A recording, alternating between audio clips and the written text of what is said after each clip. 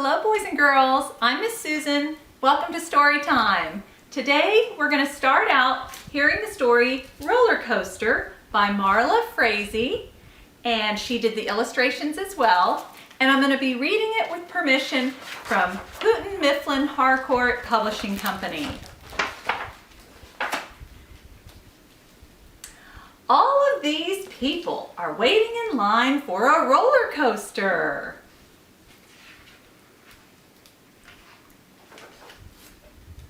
Most of them have ridden lots of roller coasters.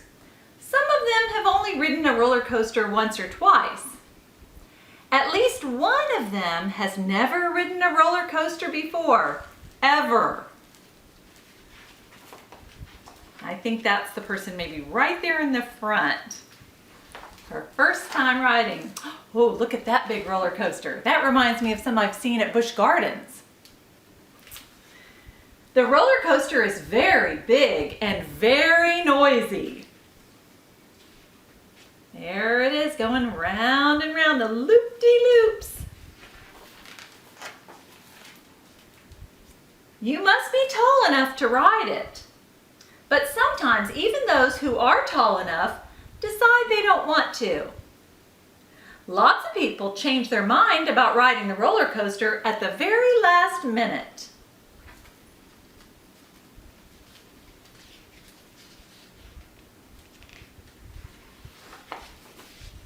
Finally, it is time to get into the cars.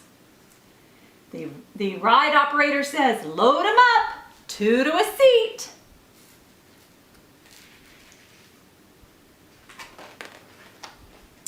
When everyone is buckled in, the operator rings a bell, and then he releases the brake.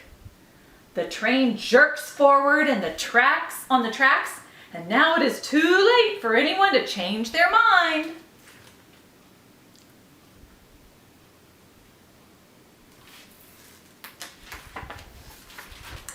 Slowly, the train is pulled up the hill by a chain. Clickety, clickety, clickety, clackety, up, up, up. And then, whoosh! Most people scream. Some people can't make a sound. And one person can't even open her eyes. Can you see that person in the front? There she is on her first roller coaster ride, closing her eyes.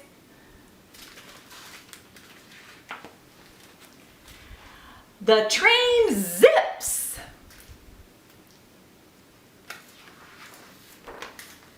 It zooms.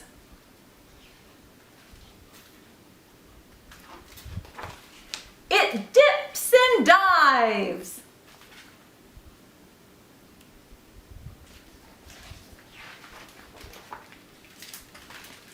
And goes all the way around.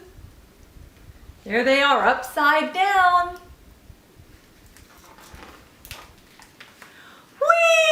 Whee!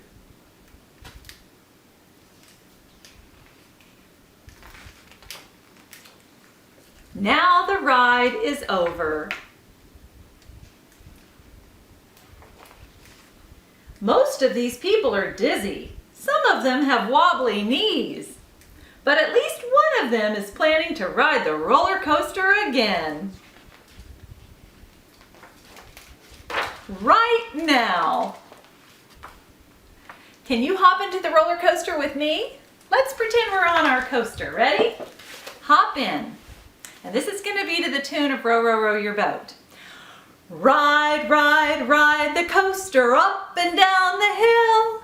Merrily, merrily, merrily, merrily, life is such a thrill.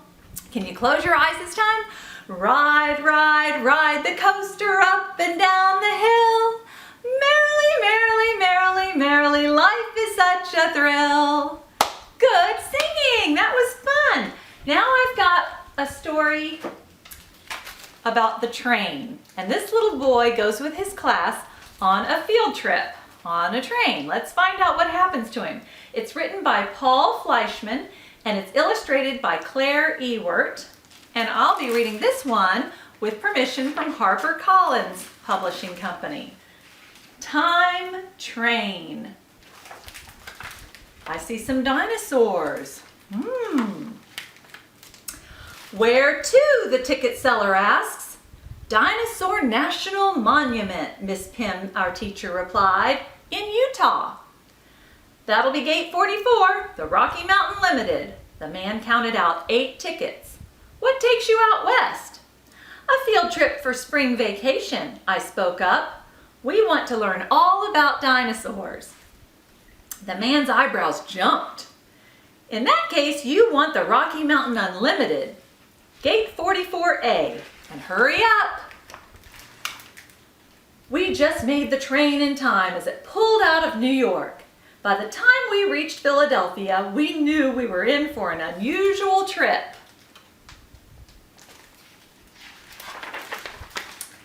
In Pittsburgh, we picked up some new passengers.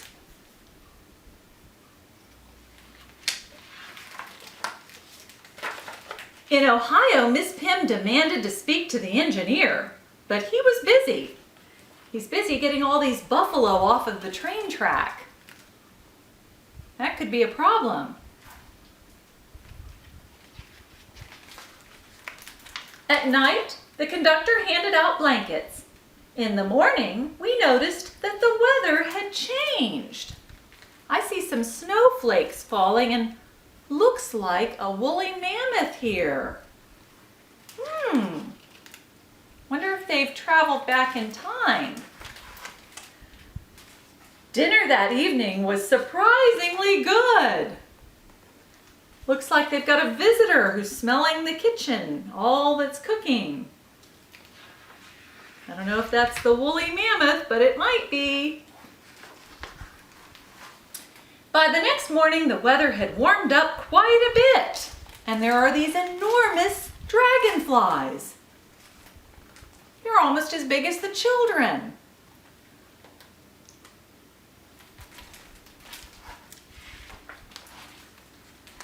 That afternoon, we got off at our stop. We couldn't find the Green River Motor Lodge, so we settled for a patch of dry ground nearby.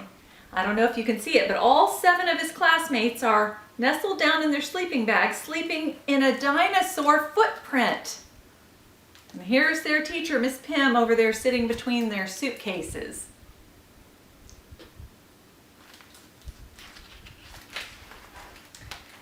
In the morning, we saw our first dinosaur. That looks like a long neck, maybe a Brachiosaurus or a Brontosaurus. Not a Brontosaurus, a Brachiosaurus or a Parasaurus. Long, long tail, long neck. I can see the head right there. To me, that looks like it might be an Apatosaurus. Oh, it's eating their suitcase. They usually eat plants, but this time, maybe he's a little confused. Here's Mrs. Pym running after her belongings. She's trying to get her suitcase back.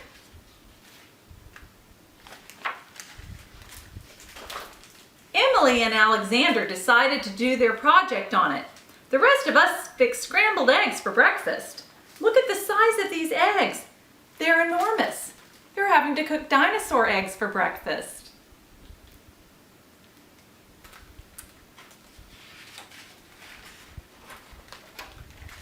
I decided to study Stegosaurus' eating habits. Looks like he's eating a plant. That means he's a herbivore.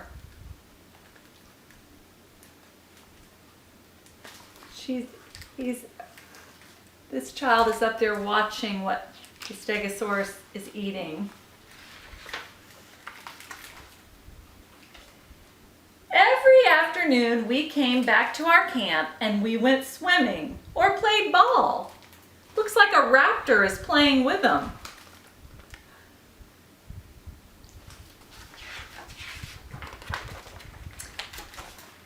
Stuart got some great photographs of the area. Here he's flying on a pterodactyl. That gives him a great view from up high.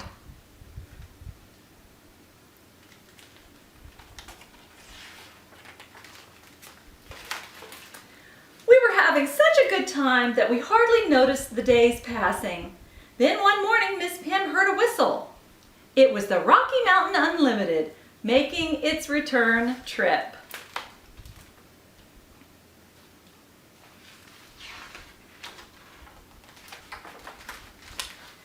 Back in New York, my father met me at the station. "See any dinosaurs?" he joked. "One or two," I replied. That was some field trip his class took. I've got some dinosaurs right here to show you. I believe this one is Brachiosaurus. It's got this little notch up here, and I think the long neck with the little hump there is Brachiosaurus, and he's got the long tail too, long neck and long tail. Here is the Apatosaurus, I think. He's another one of the long necks. They all ate plants. Here's a Parasaurolophus. He's got this crested head, and it made a trumpeting sound, they believe. So it was probably for calling to other Parasaurolophus dinosaurs. They were herbivores as well. They ate plants too. Here's a little Parasaurolophus. And they had a long, thick, not long tail, but a big, thick, sturdy tail so that they could reach up high, rearing back on their tail and their legs, and reach up high to get the leaves up high in the trees. So that's another little Parasaurolophus. And oh, here's the T-Rex with his sharp teeth. Those teeth come in handy for eating meat and chewing. And of course, here's one hatching out of an egg. The dinosaurs did hatch out of eggs. And this one has the 3 horns, 1, 2, 3. So that was the Triceratops. Tri means 3, like your tricycle has 3 wheels. And this one's awfully tiny. I don't know if you can see him, but that's the Stegosaurus that we saw in the book. Let me see if I can find that picture again. The Stegosaurus had those plates on his back. These plates might have kept him warm by catching the sun's rays.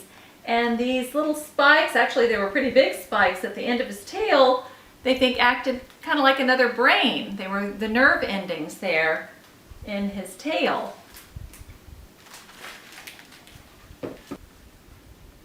All right, let's count our dinosaurs. I have 5 dinosaurs. 1, 2, 3, 4, 5.